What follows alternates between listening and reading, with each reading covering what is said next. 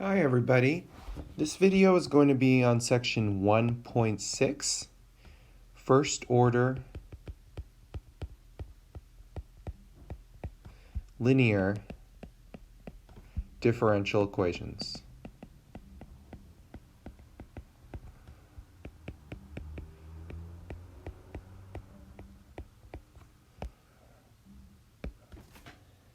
So first we have a definition. We should know what first order linear differential equations look like based on previous definitions, but let's study these in particular. A first order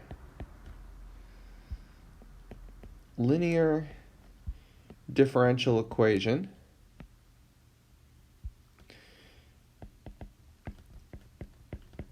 is a differential equation that can be written in the following form.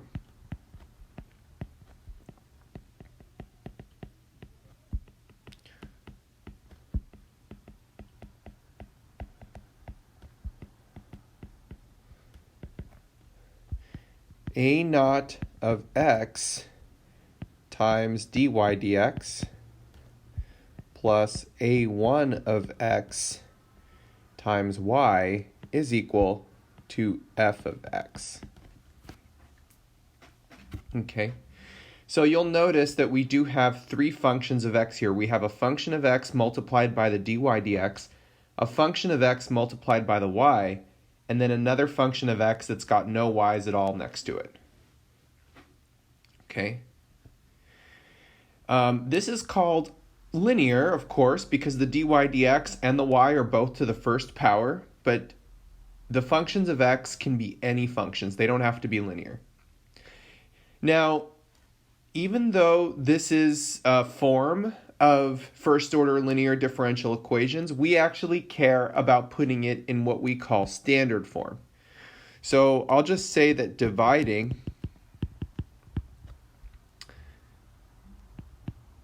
the equation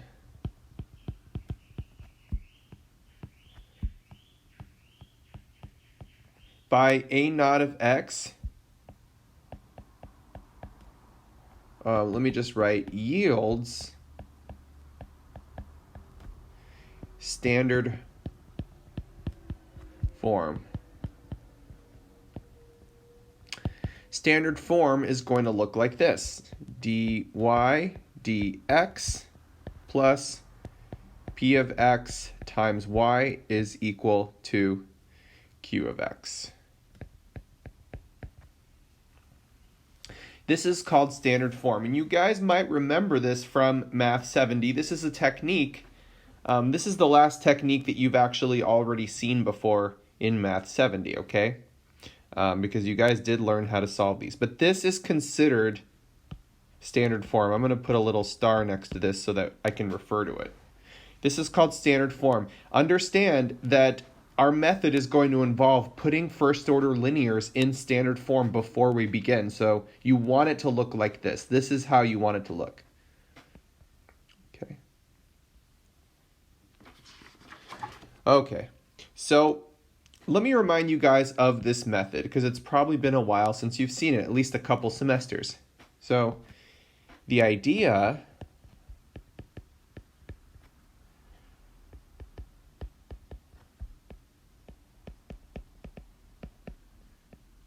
is to multiply star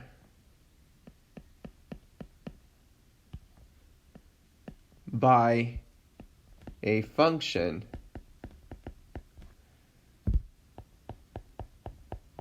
I of x called an integrating factor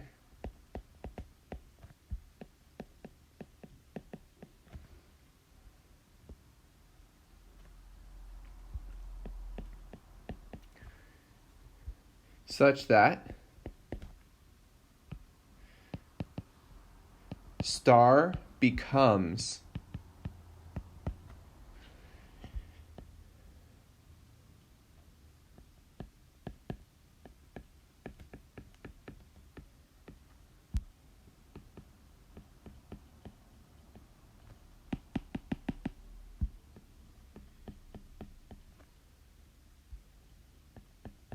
this. So the idea is to multiply both sides by an integrating factor so that the left side becomes this perfect derivative of a two-variable function. So if it becomes this perfect derivative, at this point, you can then separate. So in other words, now consider this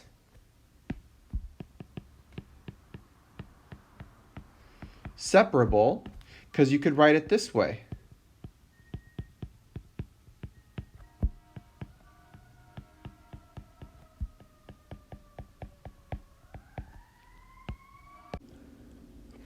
Now, because you get a separable equation, you just integrate both sides, and then you end up with this g of xy function, and then you get this antiderivative on the other side.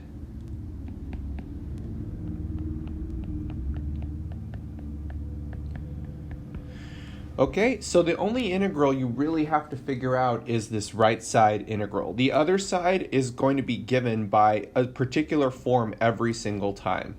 Okay, so how do we find the integrating factor? So I'm going to write down the steps here. You guys have seen this before in Math 70. So let me write down the steps. This is the steps for solving a first order linear differential equation. Okay, so step one, the first thing you always do is put the differential equation in standard form. You might have to move things around, you might have to divide by stuff, but you need it to look like this.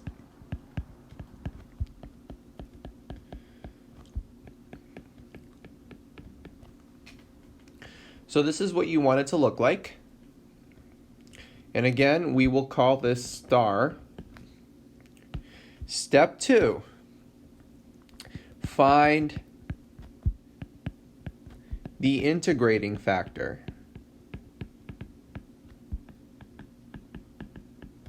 I of x.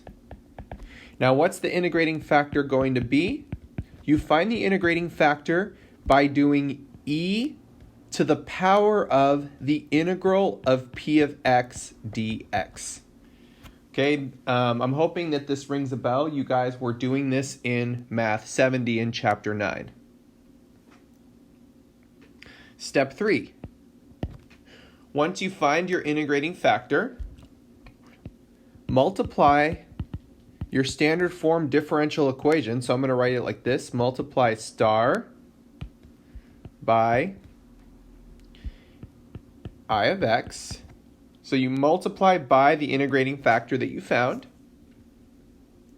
Okay, and so what this yields, if you multiply up there, you get this. I of x times dy dx plus I of x, p of x, y is equal to I of x, q of x. This is what you get after multiplying the star equation by I of x. And now this is the trick. The trick is to rewrite the left-hand side, because the left-hand side is going to become the following. The left is going to become the derivative of I of x times y. So all of this that I just underlined is going to become the derivative of that. Okay, this is guaranteed to happen. This is where the integrating formula comes from. So in other words, this means that the equation becomes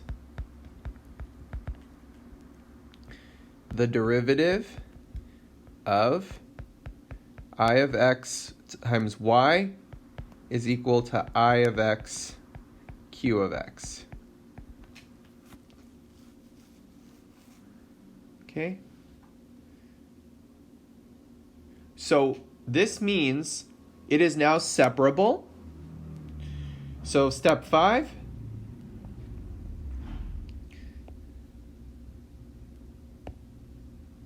Are we on step? Yeah, we're on step 5. Step 5 is to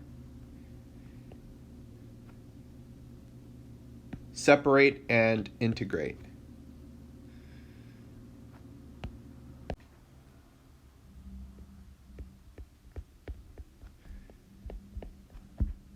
So you're going to separate and integrate. What that means is you're going to get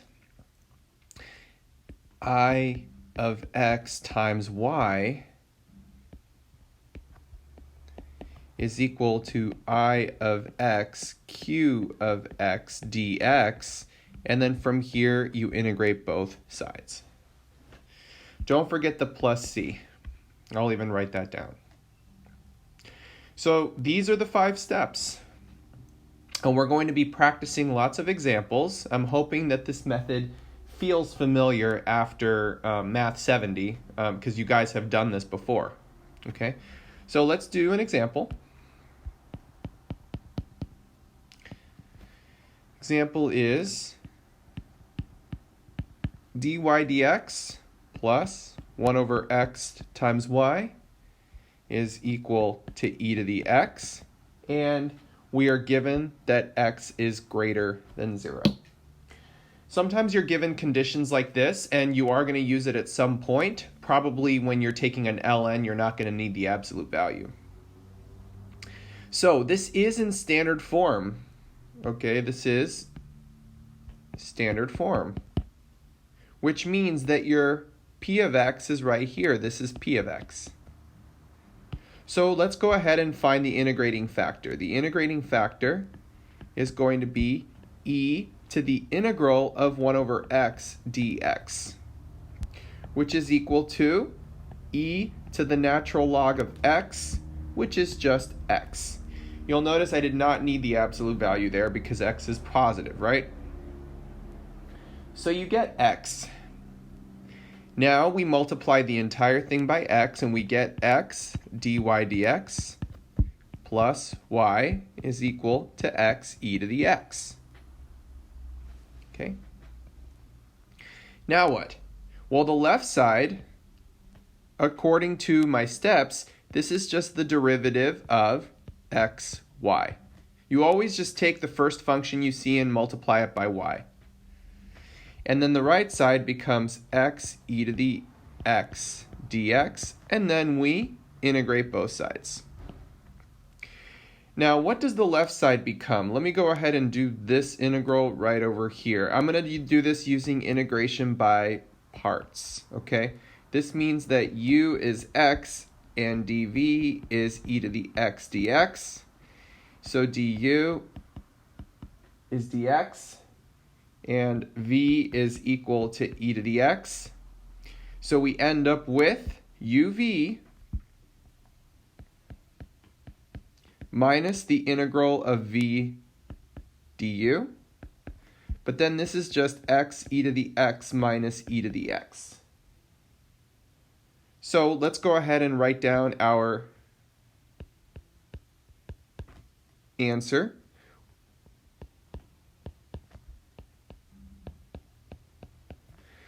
Okay, so this is our general solution. We can leave our answer like this, or if we solve for y, we can actually divide by x. We end up with y is equal to e to the x minus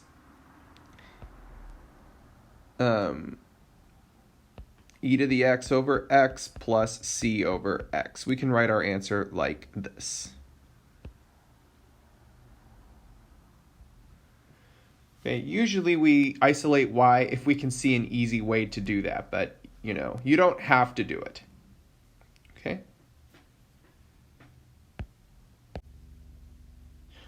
Okay, let's do a couple of more. Okay, I'm going to do a few more examples here.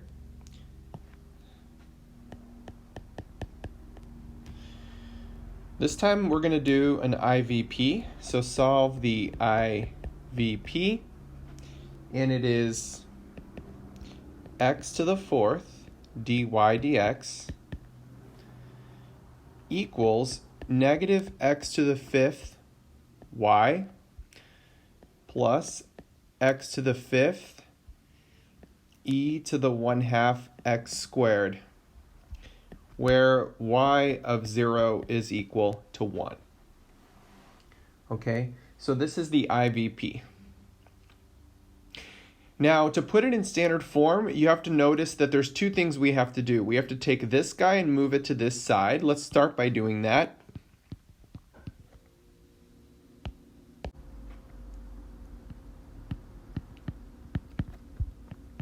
So I'm going to have a plus x to the fifth y is equal to x to the fifth e to the 1/2 x squared. And then I'm going to divide the whole thing by x to the fourth, because remember, standard form requires us to get the dy dx by itself.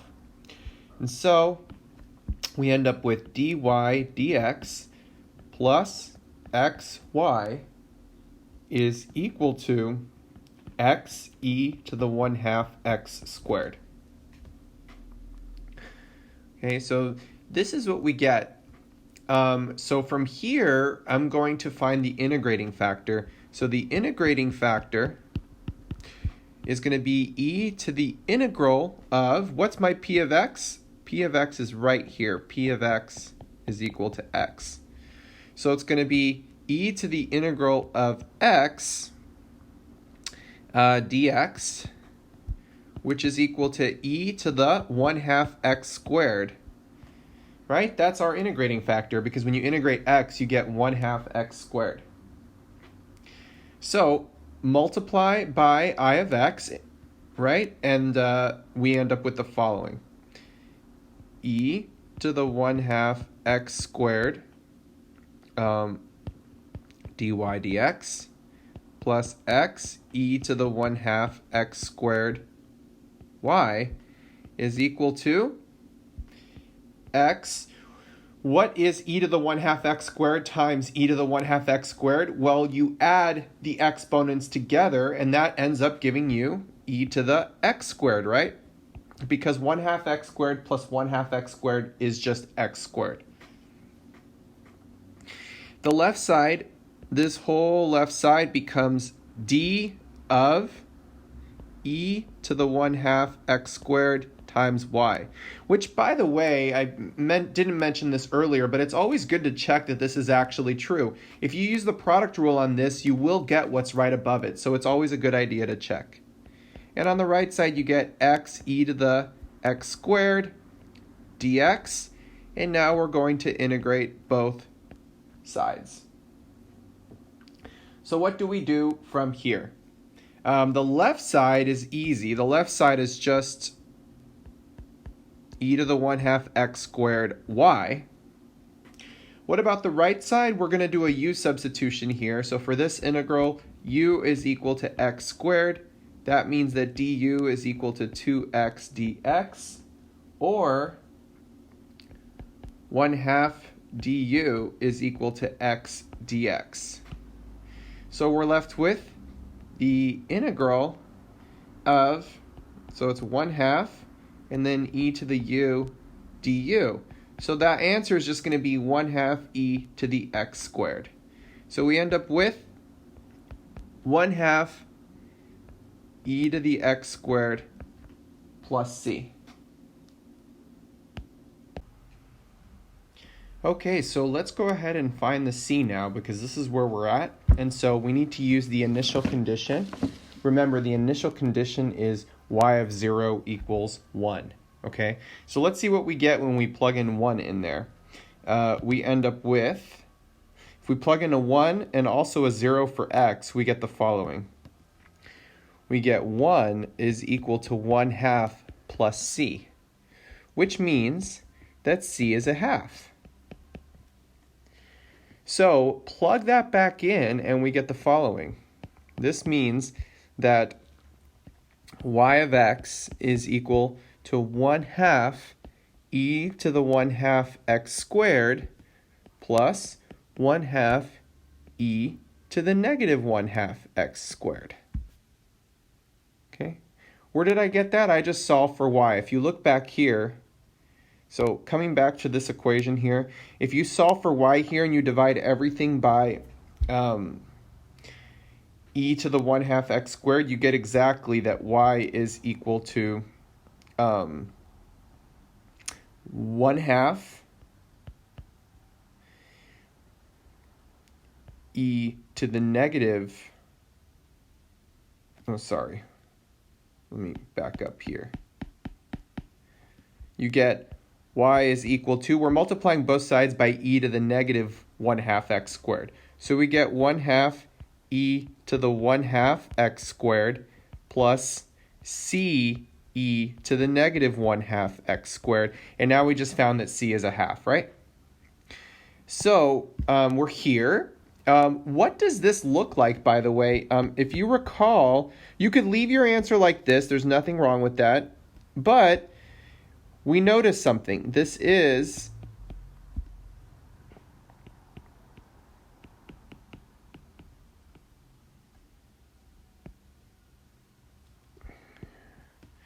this, right? Now, I'm hoping this looks familiar. If you recall, hyperbolic cosine of x is actually e to the x plus e to the negative x all over 2. Okay? So then what we got here is exactly like this, except our x's are 1/2 x squareds and negative 1/2 x squared. Okay, so what this means is that this is equal to hyperbolic cosine of 1/2 x squared.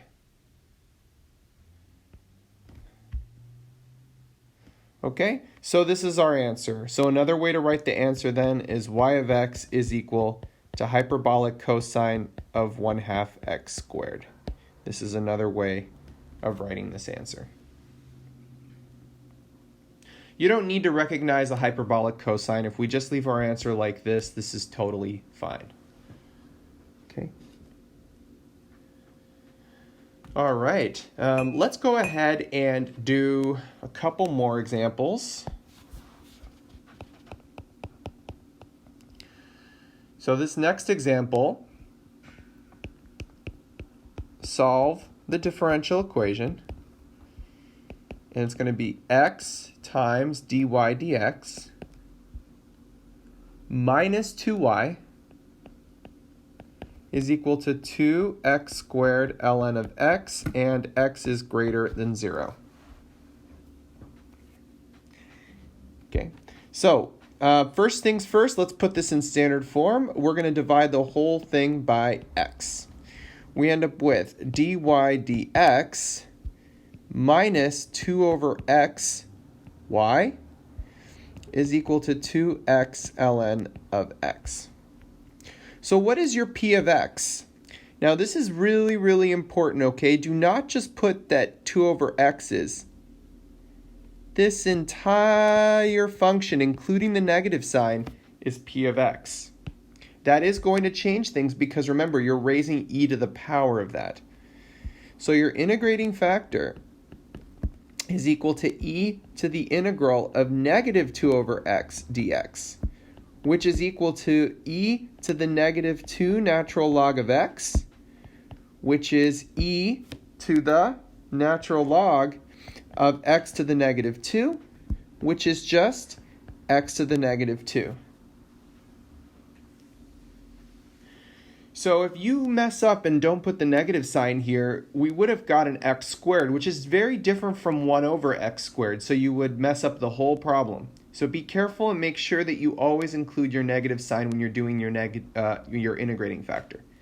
So multiply the whole thing by x to the negative 2, you get x to the negative 2 dy dx minus 2x to the negative 3 right? Because x to the negative 2 times x to the negative 1 is x to the negative 3 is equal to I'm going to write it like this, 2 ln x over x, right? Because we're dividing by x squared. This left side becomes x to the negative 2 times y, and this right side becomes 2 ln x over x, and then dx. And so we integrate both sides. The left side just becomes x to the negative 2y. What does the right side become? We're going to do a u substitution. We're going to let u equal natural log of x because its derivative appears right there. So this integral becomes, we end up with a 2u du, and so this becomes u squared, which is ln of x squared. So this becomes the natural log of x quantity squared plus c, or what does y of x equal if we isolate? Just multiply the whole thing by x squared. We get x squared natural log of x squared plus cx squared. This would be how we write our final answer if you want to get y of x by itself.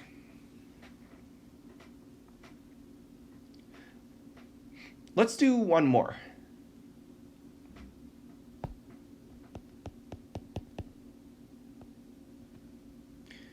We want to solve the differential equation y prime equals sine of x times y secant of x minus 2. So let's put this in standard form. Remember, this is really dy dx. And so what I'm going to do is I'm going to distribute this. This ends up being what? Well, what's sine times secant? That's sine over cosine, which is just tangent, right? So I get tangent x times y minus 2 sine x. And now we need to move this guy to the left to put it in standard form.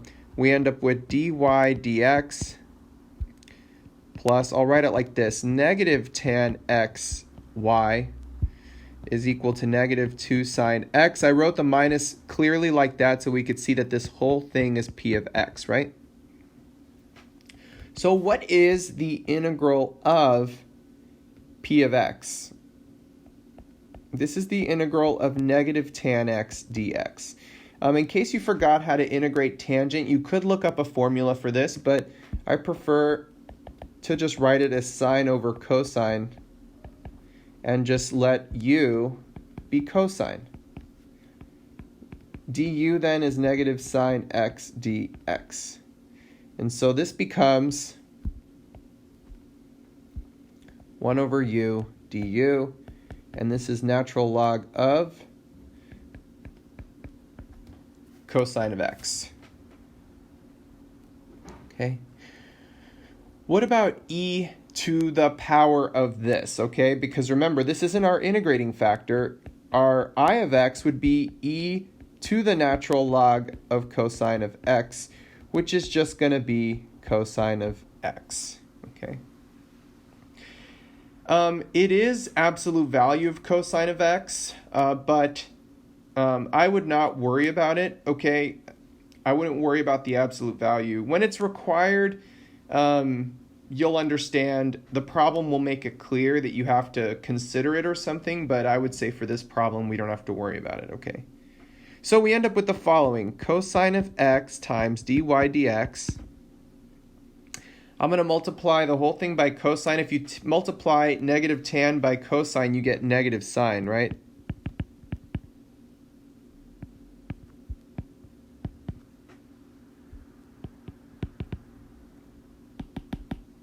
Negative 2 sine x cosine of x. This is what you get when you multiply the whole thing by cosine.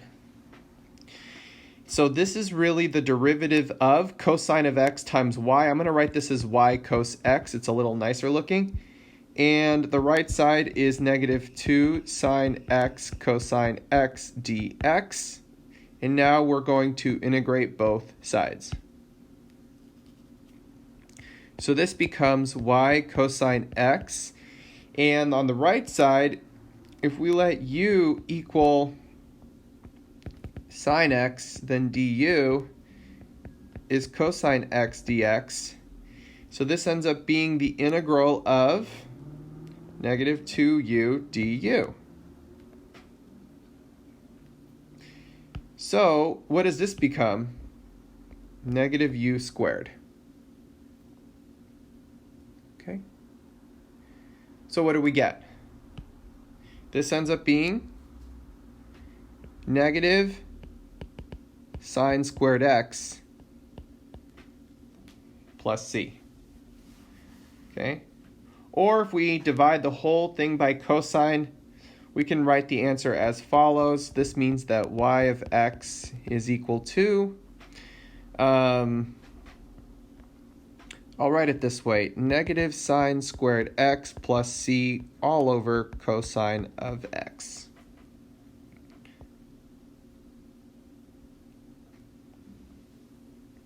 Okay. All right, guys. That's it for this section. I hope it felt like review because you have seen this before in Math 70 in Chapter 9. Thanks very much for watching. I'll see you on the next one.